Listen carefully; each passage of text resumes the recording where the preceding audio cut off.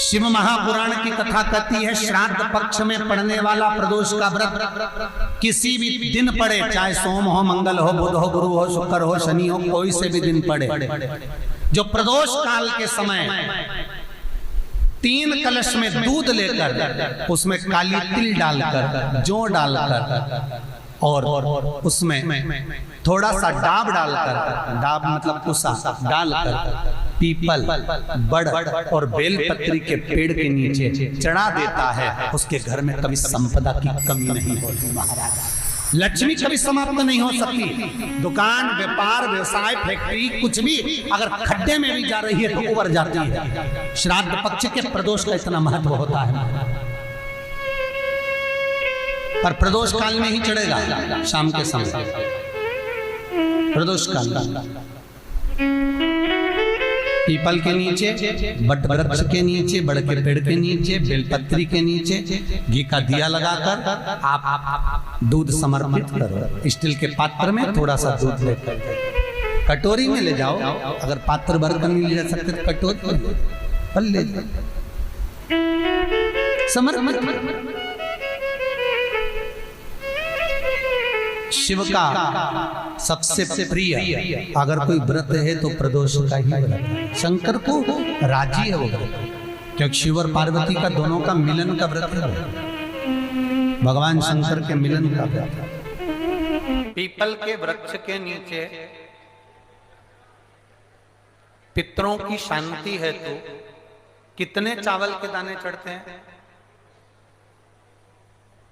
अगर कोई ब्राह्मण ने कह दिया तुम्हारे यहाँ पितृ दोष है, 1 रुपया कमाते हो, 1.25 रुपये खर्च होता है, तुम्हारे पास में पैसा टिकता नहीं, तुम्हारे यहाँ पितरों का दोष है, तो तुम 1 चावल का दाना अगर आप कहे कि पीपल के वृक्ष के नीचे दिया लगाओ, पीपल के वृक्ष के नीचे आप जल चढ़ाओ, या महादेव के मंदिर में 1 लोटा जल चढ़ाओ, तो हम कहते हैं ना कि प्रदोष के दिन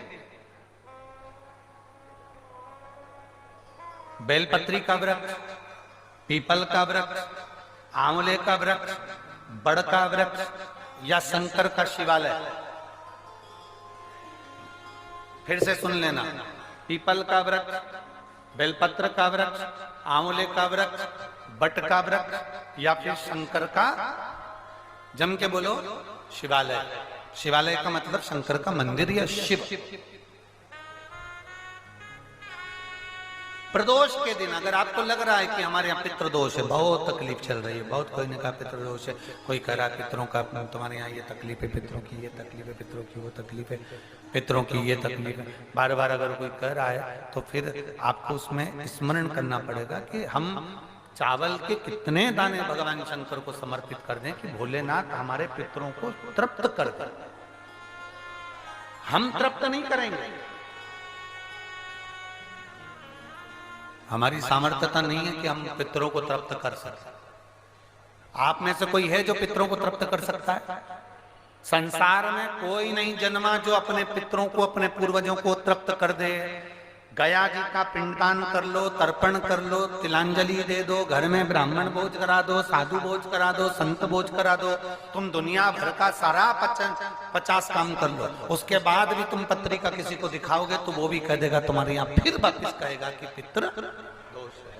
अब तुमने अभी इतना अनुष्ठान करा, इतना पिंडदान करा, इतना तर्पण करा, इतनी तिलांजलि करी, इतना सब कुछ करा, इसके बाद वापिस पितृदोष आ गया, फिर वापिस पितृदोष। क्यों?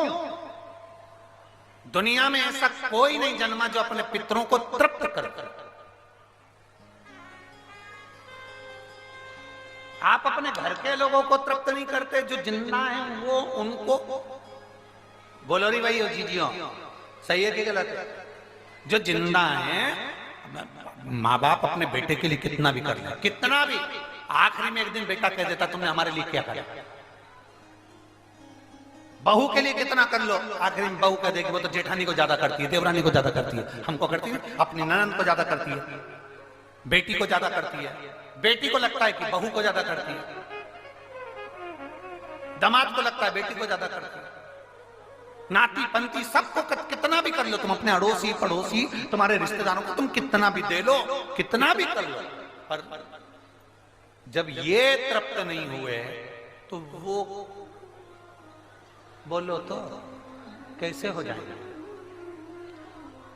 अपनी सामर्थ्यता है, अपनी सामर्थ्यता है कि अपन तृप्त कर ले उनको? अपनी कोई सामर्थ्यता नहीं है कि अपन पितरों को तृप्त कर ले, या अपनी सामर्थ्यता के अंतर्गत नहीं। ये अपनी सामर्थ्यता नहीं है कि हम अपने पूर्वजों को, अपने पितरों को तृप्त कर। तृप्त कौन करेगा?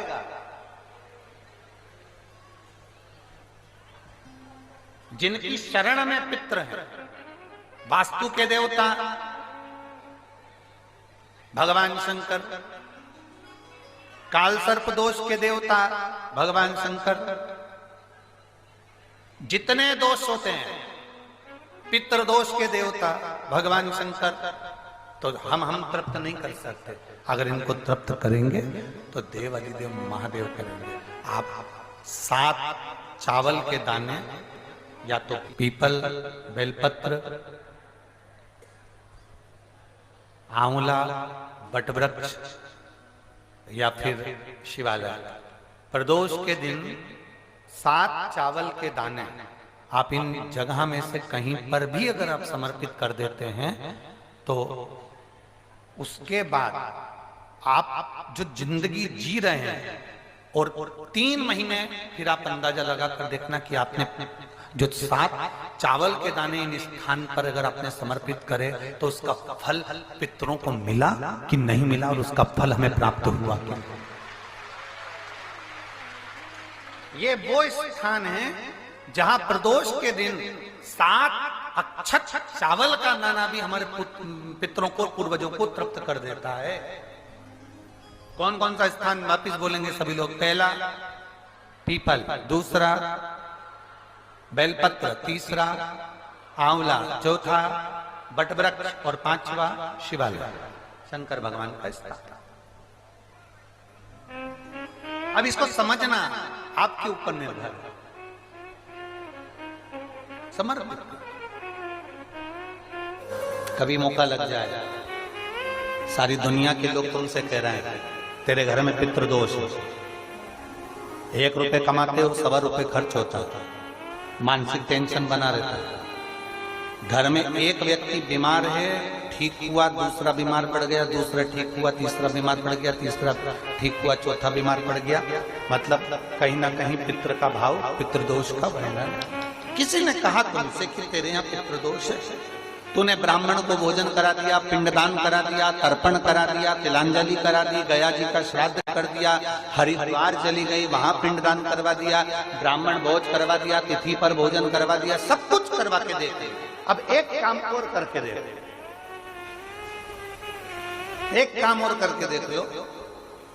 जब तुम घर में भगवान शंकर की आरती, तुम्हारे घर में शंकर जी का शिवलिंग है, भले काय का भी हो, छोटा सा, भले सियोर का कंकर शंकर हो, नर्मदा का कंकर हो, चाहे शंकर पारक के हो, पीतल के हो, स्टील के हो, लकड़ी के हो, जिसके भी हो, लोहे के हो, पाषाण के हो, जिसके भी हो, शंकर का शिवलिंग अगर हमारे घर में है, और आप रोज प्रतिदिन भगवान की आरती करते हो, प्रतिदिन, और आपको लग रहा है कि मेरे यहाँ तकलीफ चल रही है, ये ठीक ही नहीं हो रही, लगभग 1.5 महीना आप कम से कम 45 दिन, 1.5 महीने के करीब में ऐसा प्रयास करना कि भगवान की आरती, शंकर भगवान के शिवलिंग की आरती करने के बाद उस दिए को भगवान के सामने मत रखो, उस दिए को उठाकर जहां तुम पानी का मटका रखते हो, हंडा रखते हो, जिससे तुम पानी पीते हो, तुम्हारे रसोई घर में जो पानी का मटका, हंडा, बाल्टी, आरओ का पानी जिस मटके में गिरता है, हंडे में गिरता है, जिसको हमारे यहाँ पितरों का स्थान कहते हैं,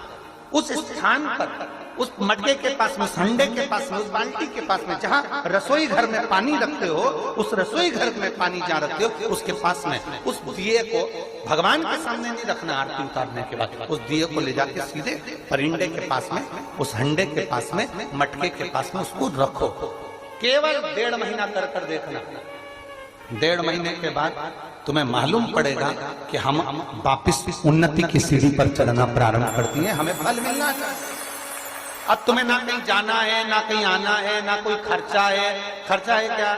ईमानदारी से बोलो, कोई तुम्हारा लाखों का रुपया लग गया क्या? रोज आरती करते हो रोज आरती? बस आरती का नियम बना लो कि हमको पितृदोष किसी ने बोला है, हमारे घर में अशांति है, पितृदोष है, कोई कह रहा है कि तुम्हारे घर में पितृदोष है, हमने सब कुछ करके देख लिया, अब हमें ये करना है कि महादेव की आरती जब होती है तो उसकी ज्योत का दर्शन करने पर 1000 कपिला गाय के दान का पुण्य मिलता है। तो ये पुण्य हम हमारे पितरों को देते हैं जिससे उनकी मुक्ति हो जाए और हमें आशीर्वाद प्राप्त। उस दिए को नीचे नहीं रखना, आरती उतारने के बाद आरती पूरी हो जाए तब उस दिए को ले जाकर जब आप ले जाकर उसको रखें तब उस स्थान पर रखें जहां पितरों का स्थान, जहां पितरों का स्थान।